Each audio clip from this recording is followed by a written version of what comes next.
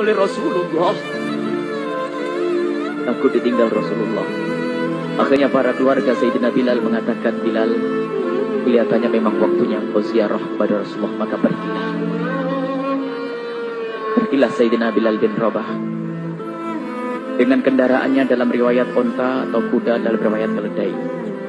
Berjalan Sayyidina Bilal bin Rabah ke Madinah, dan sungguh perjalanan indah karena perjalanan untuk menuai kerinduan menuju orang yang sangat dicintai, menuju kubur Nabi Muhammad sallallahu alaihi wasallam. Berjalan Sayyidina Bilal dengan perjalanan yang tidak pernah kenal lelah, yang tidak pernah kenal lelah, berjalan dan tidak mau istirahat, karena yang ada di hati Sayyidina Bilal adalah segera sampai ke Madinah. Berjalan dan berjalan hingga di saat Sayyidina Bilal sudah mulai memasuki kota Madinah, maka terlihatlah bukit-bukit, maka di saat itu air mata sudah mulai mengucur. Sayyidina Bilal sadar bahwasanya bukit-bukit itu adalah bukit yang pernah disaksikan oleh Sayyidina Bilal bersama Rasulullah. Mulai menangis Sayyidina Bilal, berjalan dengan derai air mata, dan di saat Sayyidina Bilal memasuki kota Madinah, sungguh tangis semakin keras, tangis Sayyidina Bilal semakin kuat. Sayyidina Bilal tidak melihat pojok kota kecuali terlihat Rasulullah, tidak melihat bangunan kecuali terlihat Rasulullah, tidak melihat hamparan kecuali terlihat Rasulullah, karena kenangan indah bersama Rasulullah benar-benar membekas di hati Sayyidina Bilal bin Rabah, sehingga tangis dan tangis semuanya yang ada di Madinah mengingatkan Rasulullah.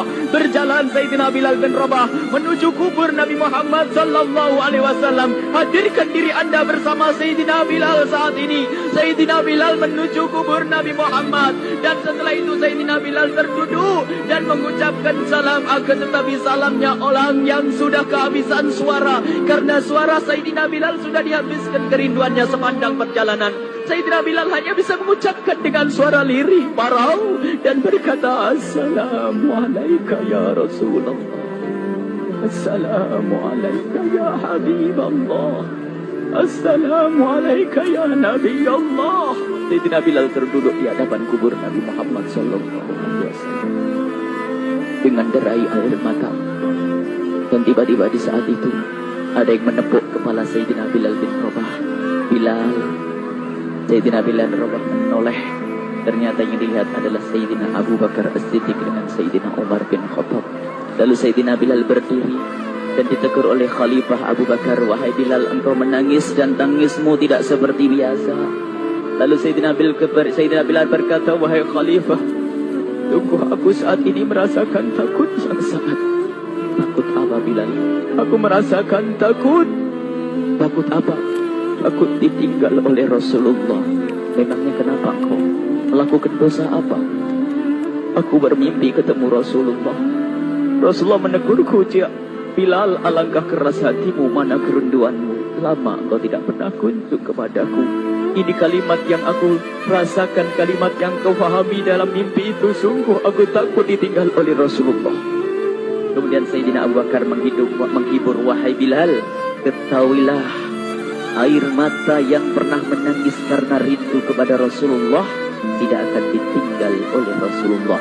Dan engkau adalah orang yang tidak pernah ditinggal oleh Rasulullah.